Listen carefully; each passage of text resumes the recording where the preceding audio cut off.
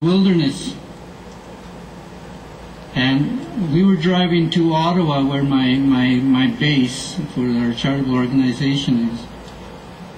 And we had to drive through Montreal that day, and I was tired halfway through, and we turned on the worship music and we began to worship and praise.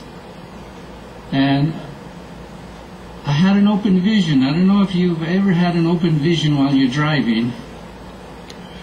It's very tricky, I think. You don't know you're driving, but you have this picture in front of you. And I believe, help is sent during our time of open visions. So I'm driving, and then all of a sudden I have this open vision, and I see this great chief on a hilltop. And his headdress was this white, pure white, and just flowing in the wind. It was like it was breathing in the wind. And his regalia was all pure white.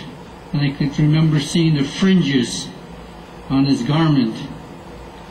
And they were just like flowing so lightly, and as if the whole scene of his outer appearance was just alive and white, pure white.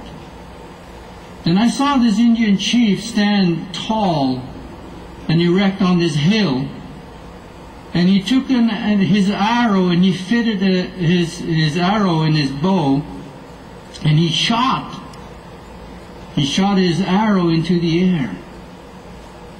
And I didn't know what that meant. So I was puzzled and I was bewildered by what I had just seen.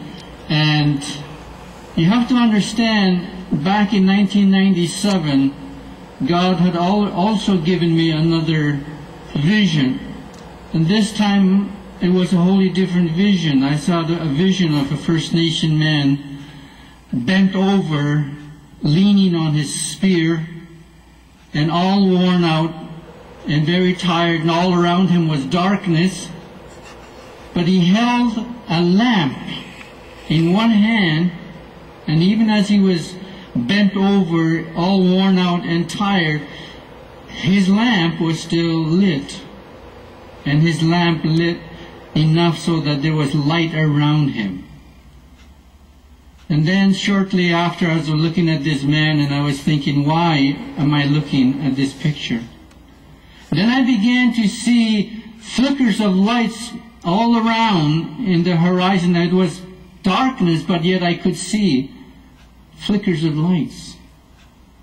And as these lights came together, I saw that there were many nations of men and people and languages. They were all coming together. Each had a lamp.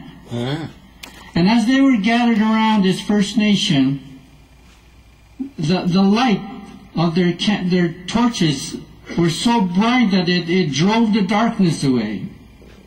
And all I could see was this sea of people from every tongue, every nation, every tribe. And I didn't know what that meant. So now I'm driving to Montreal, and I have this vision of this chief on a hilltop. I'm excited. I'm trying to put the pieces together. I had a puzzle back in 1997. Now I have another one 5 years later. And I'm trying to put it all together, and I don't understand it all. So we drove to Montreal, and my wife said, I need to go to the Christian bookstore. I need to get some stuff. I said, we'll go there. So we drove into Montreal. I was tired. It's a 10-hour drive from my village to Montreal. I was tired, and I thought, I'm just going to sit here. The first bench that I see in this Christian bookstore, I'm going to sit down and rest. I told my wife, I said, honey, you go and get what you need to get. I'm just going to sit right here. I sat on this bench, and I was thinking about this vision. And I reached up behind me, and I felt a book. And I pulled it off the shelf. I didn't know what book it was, and I'm in a Christian bookstore. I pulled it off, and it said, the Torah. So naturally I flipped to the first page, which is your last page.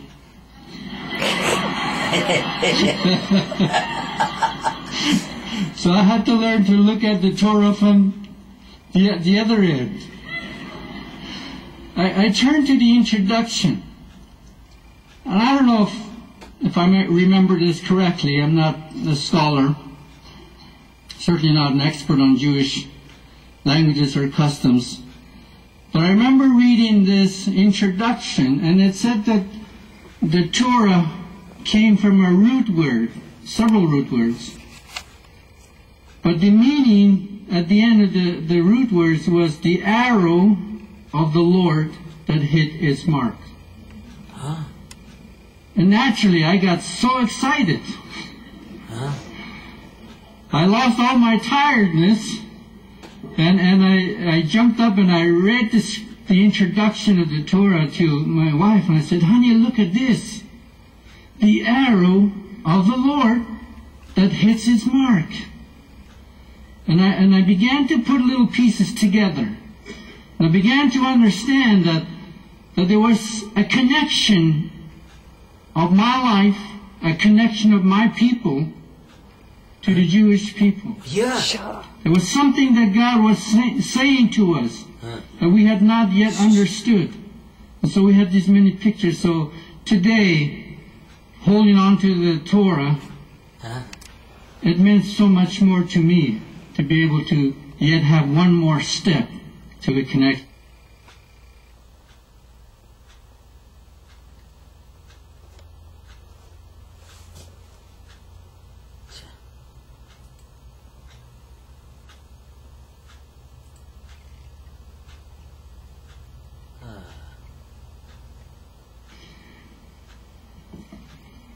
I have to get my apple. This is the good apple.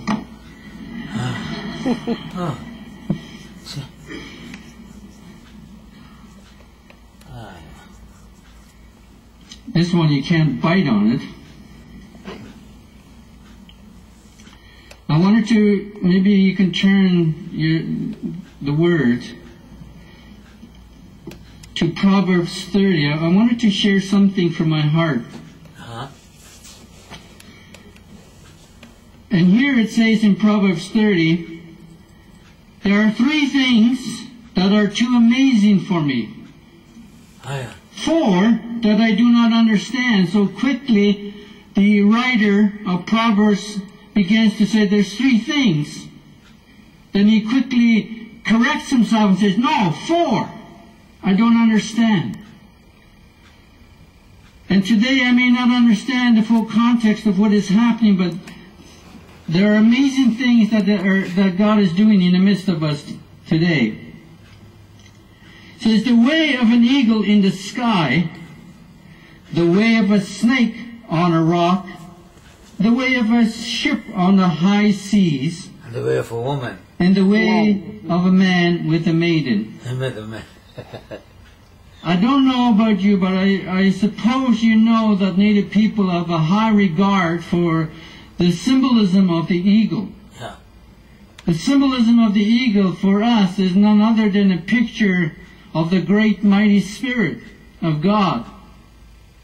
It's a picture. The eagle by itself is just a bird. But for our people, for centuries, we have seen the eagle as something symbolic of something bigger. And so we see this eagle, and we understand about the eagle because our people have always been drawn to creation.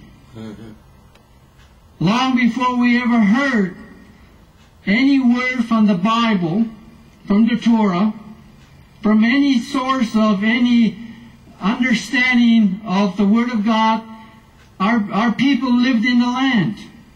And we hunted and we trapped and we fished. And I still do that today. I still love to go out there and just be by myself with my wife.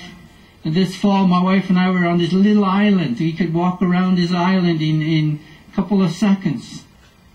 And we slept on this island. And we prayed and we worshiped God. And the stillness, the quietness of nature brought just a hearing